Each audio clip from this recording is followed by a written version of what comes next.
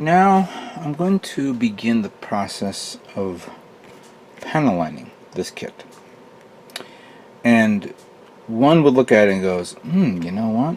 This would probably look good if I give it a wash. Wash something like this one, Game Color Wash by, I believe this is Vallejo. This I could use. I haven't tried it yet. I think I tried it one time a long time ago, and maybe I didn't see how well the application was. Could do that. Or I can use Mr. Weathering Color for realistic modeling. This is multi-black, and I have this one. This is for ground brown. I used the ground brown on a kit a while back. And even though I've used these to various degrees of success, I don't think this is something that I could use for this kit. Why, you may ask? Well, think about it. It's a space station in space where there's technically no atmosphere of any type. No winds, no anything. And one would argue, well, it's a space station that's in space, and maybe there are particles in space that may hit it and may cause it. But that Death Star was way too new when you look at it, and it was basically that whitish grayish tone color that we all remember from the movies. So I think the best thing to use is panel line accent color black. Now I've had this for a while, and for me, I think I've always had some sort of degree of success and failure. Let's test this out and see how it works. We're going to use this as an example.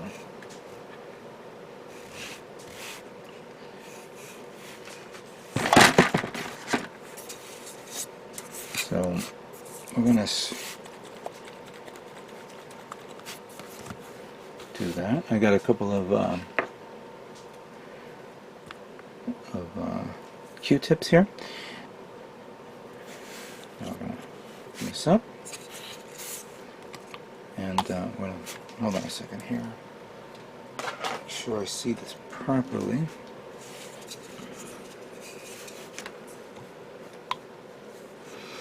We're going to start from the bottom. I'm going to do a little.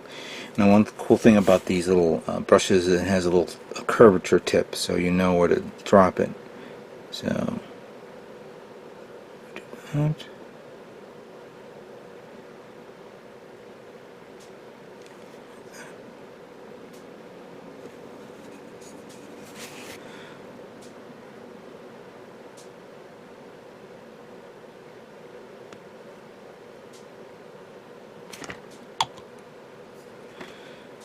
Don't completely oversaturate it, just little dabs here and there.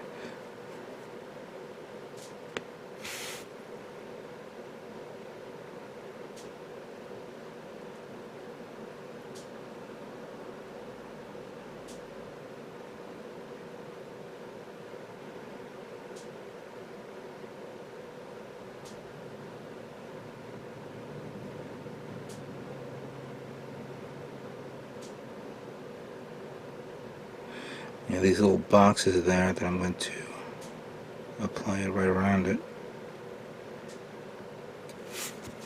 So it looks like that. Let's do the middle part.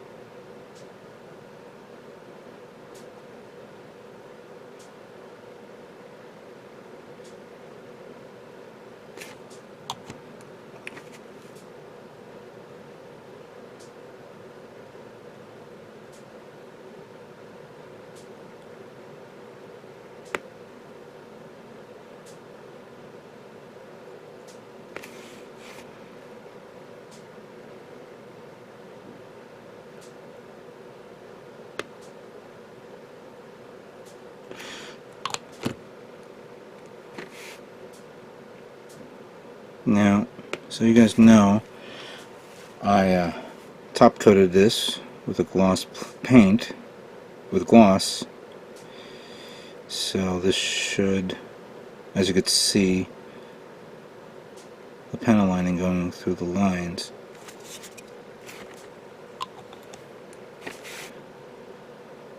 It's a little too much there.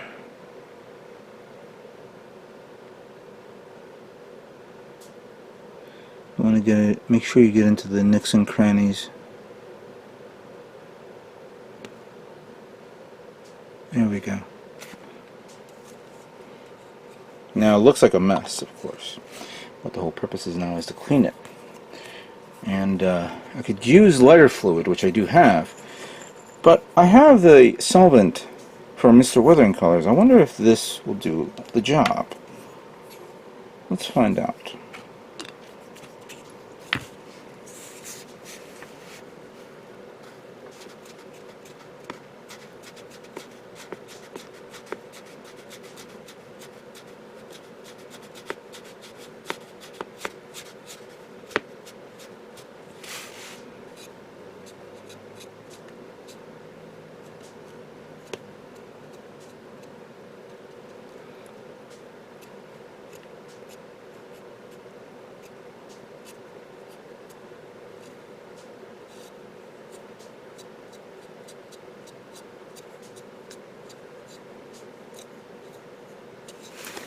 Looks like it's doing the job right.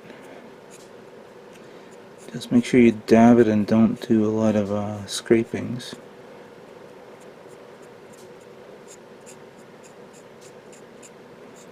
You know, doing it on this turret, I see a huge success here. Yeah. Wonder how it will be like when I do the entire base. I'm missing something here.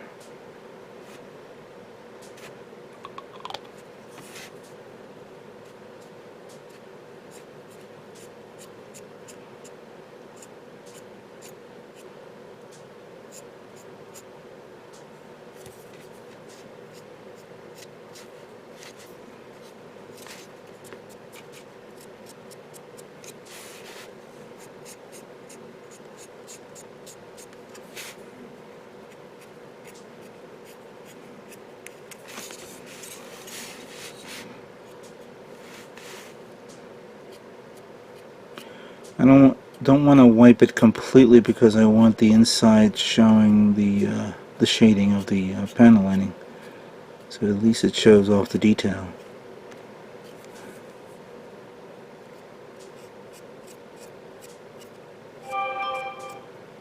Alright.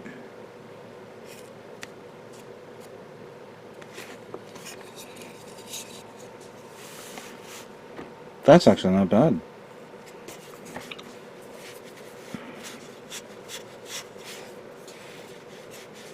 There's a little bit of streaking here and there, but I think that's okay. What do you guys think?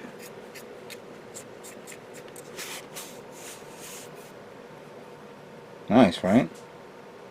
This is what it looks like before, and this is after. Before, after, before, after. Nice. Very nice.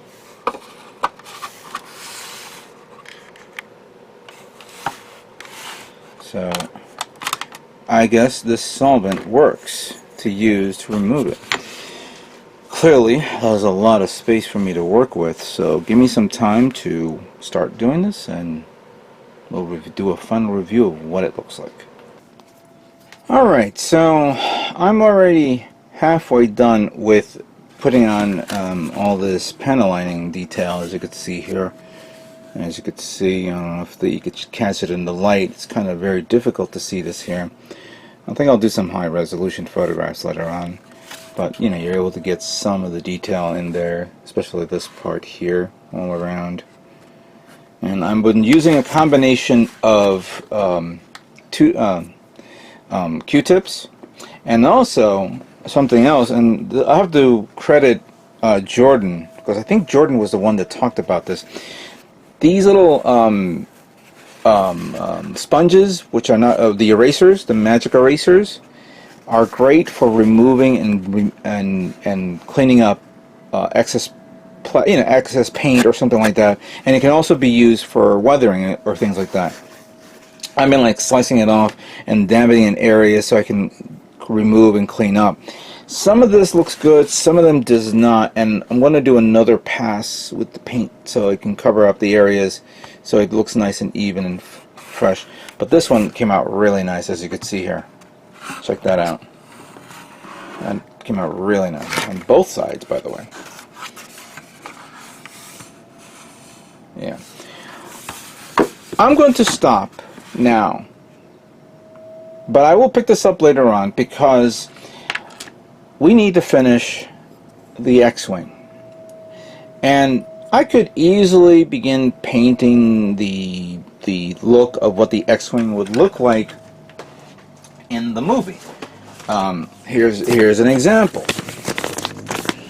We know it's red 5, so it's this one right here. And each marking is different, as you can see.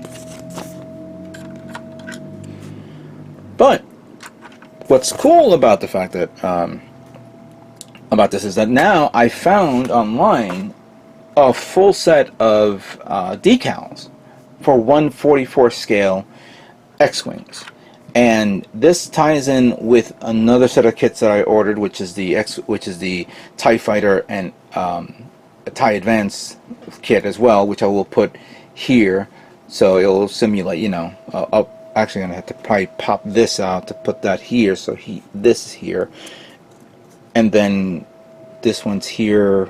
I think I'm going to put that one there, and then it will be the X-Wing and the TIE Advance trying to catch up against the X-Wing just at the last moment before it fires its torpedoes.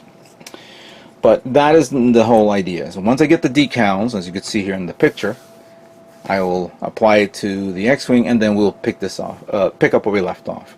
So for now, I'm going to stop. I'm going to put this to the side. I'm going to actually repaint it, retouch it up again, so I can put it to the side. And then once I get the decals, I'll finish up painting the X-Wing, and then we'll decal it and see how it looks. So I hope you guys enjoyed this video build, but we're not done with this kit yet, so this will be for Mosquitocon. So I'd like to thank you guys all for watching, and stay tuned for more Force Builder videos coming soon. You guys all have a great day.